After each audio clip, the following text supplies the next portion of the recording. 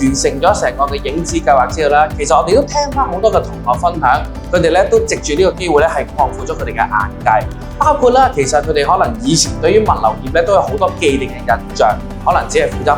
搬抬啊、運貨等等嘅工作。但透過呢個嘅影子計劃咧，佢哋接觸到原來物流業都有好多唔同嘅種類，包括可能海運、航運、空運等等。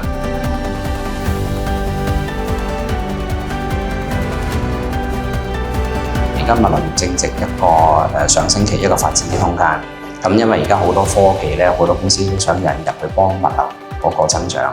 所以變咗好多年輕人，無論佢乜嘢背景、教育程度都好啦，都會有一個機遇俾到佢入職嘅。咁同埋個晉升機會亦都會唔錯啦。咁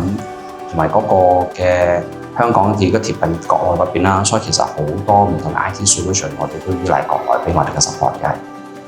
我參加呢個咧係因為我想趁而家我年紀輕輕嘅時候咧，我試下更加多嘅唔同嘅工種、唔同嘅職業啦，等我可以大開眼界啊，同埋咧可以有更加多嘅選擇，可以俾我知道呢個工種係點嘅樣嘅。